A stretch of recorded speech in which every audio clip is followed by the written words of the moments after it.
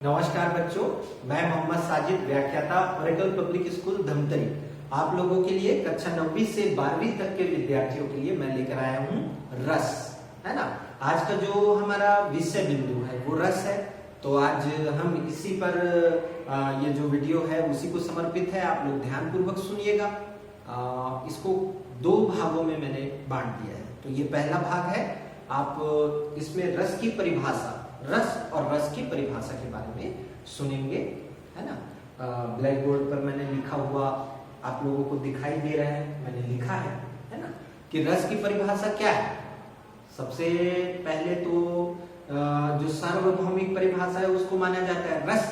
रस का मतलब लिया जाता है आनंद, है ना। तो रस का मतलब आनंद। तो किस प्रकार का आनंद?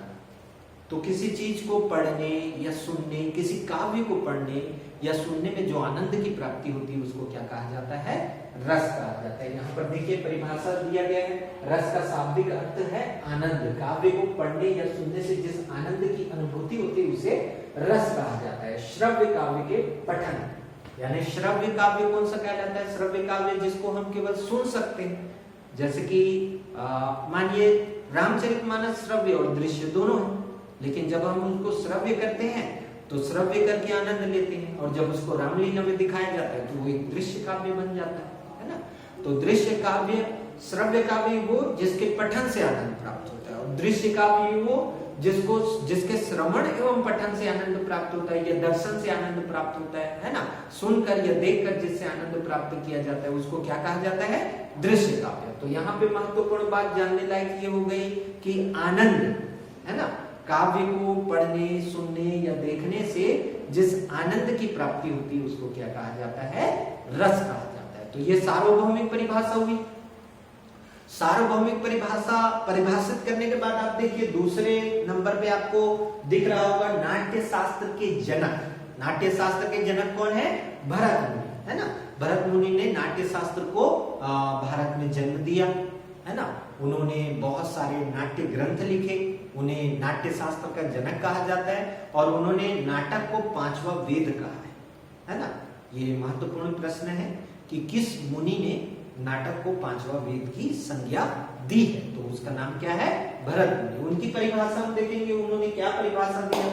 विभाव, अनुभाव, व्याभिचारी, संयोगादृश, निष्पत्ति, संस्कृत में परिभाषा उन्होंने दी है। देखिए यहाँ पर लिखा हुआ है, अर्थात विभाव, अनुभाव और संचारी भाव के संयोग से जिसकी निष्पत्ति होती है उसे क्या कहा जाता है? रस कहा जाता है। क्योंकि वो नाट्य शास्त्र के जनक है, इसलिए उन्होंने अपने नाट्य शास्त्र के अंतर्गत रस की परिभाषा को क्या किया? लिया। जैसे कि हम नाटक देखते हैं तो नाटक में ये सारे तत्व पाए जाते हैं, है ना, और इससे क्या होती है? रस की निष्पत्ति होती है। तो उनकी ये परिभाषा है।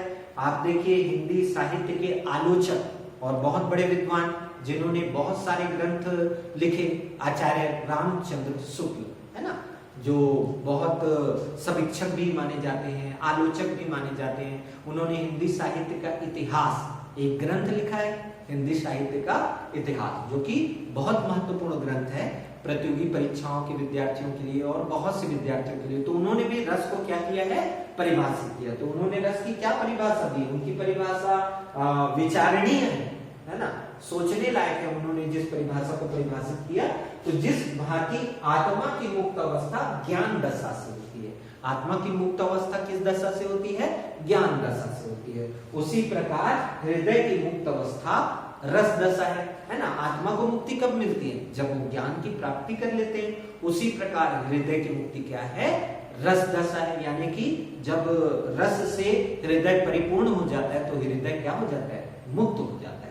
इस प्रकार उन्होंने रस की परिभाषा दी, है ना। तो ये आपकी रस की परिभाषा हुई। मैं आशा करता हूं कि आप लोगों को ये परिभाषा समझ में आई होगी। आप लोग इस वीडियो को लाइक और शेयर जरूर कीजिएगा। नमस्कार, धन्यवाद।